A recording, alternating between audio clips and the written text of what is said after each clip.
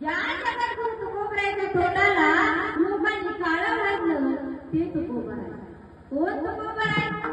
ज्या तुकोबरायचा गाथा लोकांनी पाण्यात बुडवला ते तुकोबराय. कोण तुकोबराय? बुडवलेला गाथा ज्यांनी लाडासारखा वर तरंगून आणला ते तुकोबराय. कोण तुकोबराय? ज्या तुकोबरायांना लोकांनी गाढवावर बसवलं आणि गावातून विंद काढली ते तुकोबराय. कोण तुकोबराय? ज्या तुकोबरायांचे नाव घेतल्यानंतर यमाने नंतर कापावं ते तुकोबराय. विठ्ठल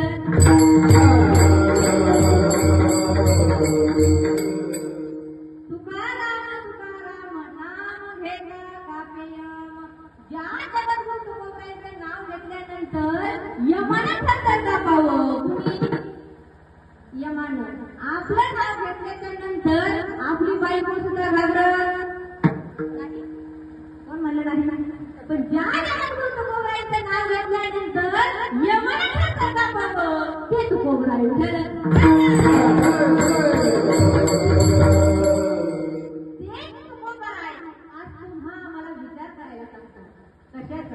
बघा, कोणतंही कार्य करायचं म्हटलं की अगोदर विचार लागतो. संसार असेल किंवा परमार्थ असेल. संसार करायचा असेल तरीही विचार लागतो आणि परमार्थ करायचं असेल तरीही विचार लागतो. सप्ताह करायचा असेल तरीही विचार लागतो.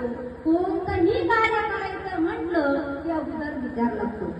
विचाराशिवाय कोणतंही कार्य होत नाही. माऊली ज्ञानोबराय एका ठिकाणी सांगतात, वाचनी म्हणते नाही वाचेती उमटेल काही काविते विना भूई अंकुरते. माऊली ज्ञानोबराय सांगतात, वाचून जर मनातच नसेल तर ते मुखाद्वारे बाहेर येईल का? नाही. किंवा बीजे विना भुई अंकुरते. जमिनीमध्ये जर बिगट टाकलं नाही तर अंकुर फुटेल का मावशावर? नाही. तुम्हाला सोपं सांगू का? विहिरीतच नाही तर पोहऱ्यात कळाली का? झोपल्या का नाही? आणखी सोपं सांगतो.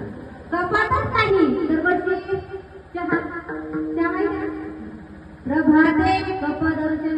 आपल्याकडे बरे महाराज खेडेगावात चहा दिल्याच्या नंतर कमीत कमी चहा डोकं बघावं लागत नाही. कपात चहा किती आहे नाही. आपण जर शहरात गेलो ना महाराज, अरे अवघड. आता माझं नाशिकला कीर्तन होतं महाराज. मी कार्यक्रमाला गेले. कार्यक्रमात थोडा वेळ होता म्हणून मी एका रूम मध्ये बसले. शेजारच्या काकू माझ्याकडे आल्या.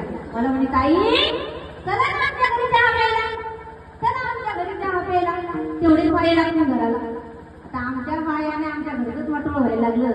तुमच्या घरचं तरी चांगलं होईल. चला म्हणे आमच्या घरी चहा प्यायला. मी त्या काकूच्या घरी चहा प्यायला गेले. चहा प्यायला गेल्याच्या नंतर त्या काकूने ट्रेमध्ये चहा आणला. आता चहा कसा होता माहिती का? ती कप होते वरून प्लास्टिकचे आणि आतून स्टीलचे. मी तो कप बघितला. म्हटलं बापरे, एवढा मोठा कप, याच्यात किती चहा असेल? एवढा आपल्याला जाणार नाही. मी म्हटलं काकू एक काम करा, घरातून एक रिकामा कप आणला.